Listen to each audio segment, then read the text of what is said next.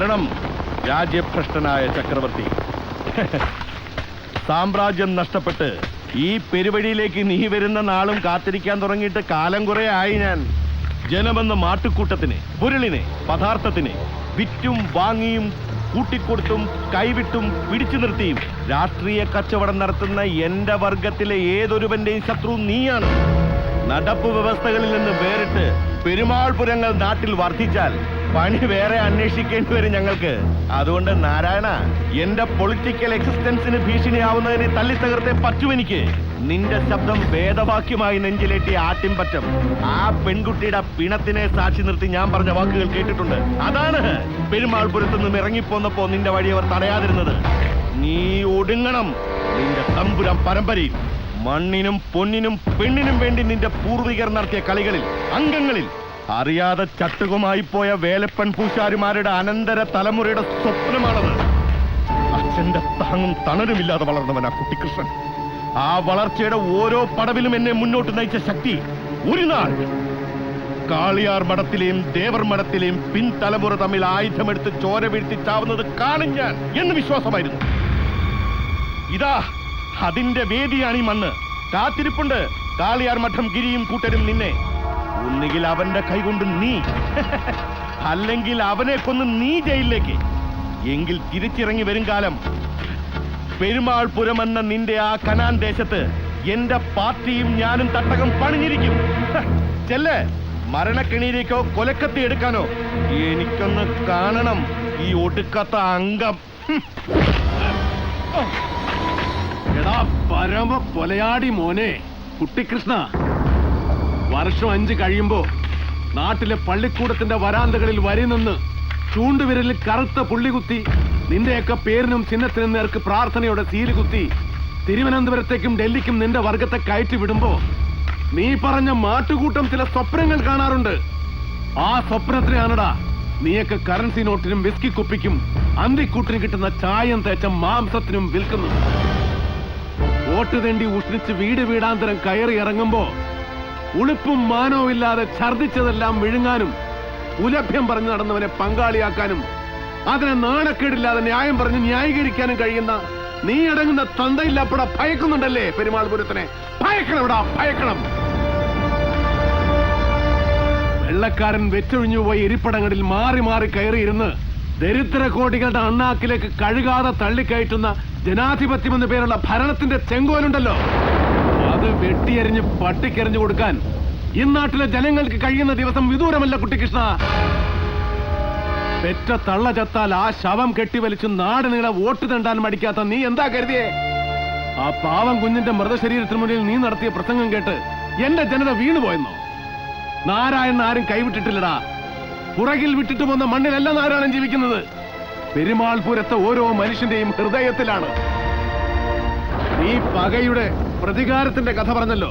വേലപ്പൻ പൂശാരി എന്ന നിന്റെ തന്ത അരക്കുപ്പി കള്ളിനും 500 നോട്ടിനും വേണ്ടി എന്നെ ഒറ്റുകൊടുത്തവനാണ്, കള്ളസാക്ഷി പറഞ്ഞവനാണ്.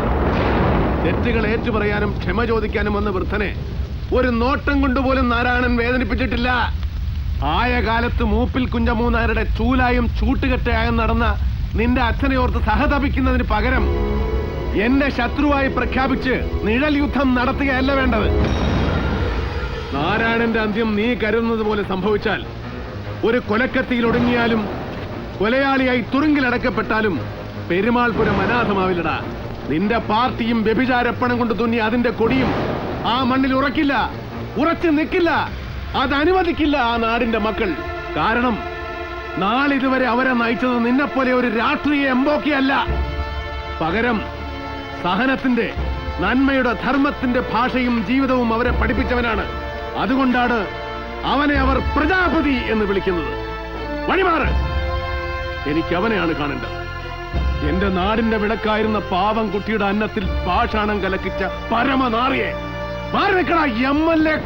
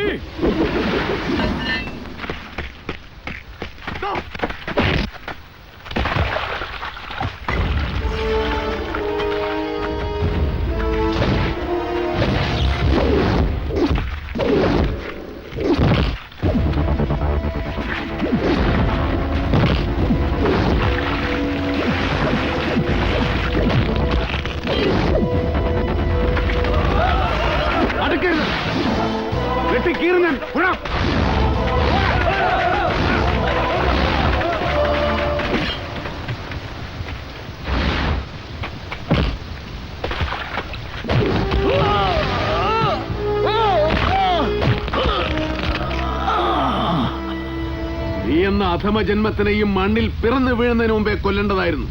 ഗർഭാവസ്ഥയിൽ നിന്റെ ജാതകം പ്രവചിക്കാൻ ആകാശത്ത് മഹത്വാക്യങ്ങളൊന്നും മുഴങ്ങിയില്ല. അതിന്റെ ശിക്ഷ അനുഭവിച്ചു പലരും അനവധി തവണ. ഇവിടെ ഞാൻ ഉപേക്ഷിക്കുകയാണ് നിന്നെ. തകർന്ന അസ്ഥിബന്ധങ്ങൾ മുളവെച്ച് കെട്ടി ശേഷം ജീവിതം പിഴയ്ക്കാൻ വെറുതെ വിടുകയാണ് നിന്നെ ഞാൻ. അവനെ ആ അവകാശം ഞങ്ങൾക്ക് വിട്ടുതരണം. നാരായണ, ഏത് മനുഷ്യജന്മത്തിനും കാണും ഒരു ലക്ഷ്യം, ഒരു കാരണം. ഇത്രയും കാലം ഈ ഭൂമിയിൽ ജീവിച്ചിട്ട് എനിക്കോ ഈ ലോകത്തിനോ ഒരു ഉപകാരം ഉണ്ടായിട്ടില്ല. ഒരു സൽക്കർമ്മം ചെയ്യാൻ എന്നെ അനുവദിക്ക്. ഞാൻ കൊല്ല ഇവനെ, ഈ വൃത്തികെട്ട ജന്തുവിനെ. ഇല്ല, ഈ മ്ലേച്ഛനെ കൊന്ന് നിങ്ങളുടെ കൈകൾ അശുദ്ധമാക്കണം.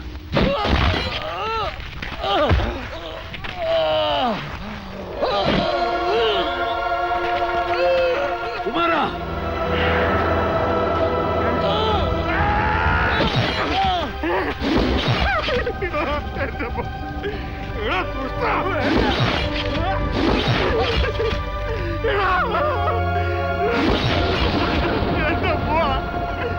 എന്നെ മോളെ കൊല്ലിക്കലേ.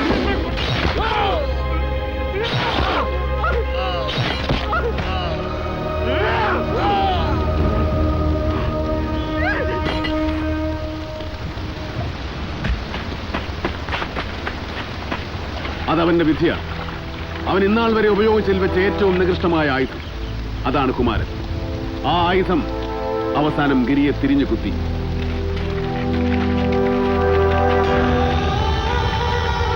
എല്ലാ പാപങ്ങളും കഴുകിക്കളയട്ടെ ആകാശങ്ങളുടെ അധിപന്റെ ദയാവായ്പായ ഈ മഴ.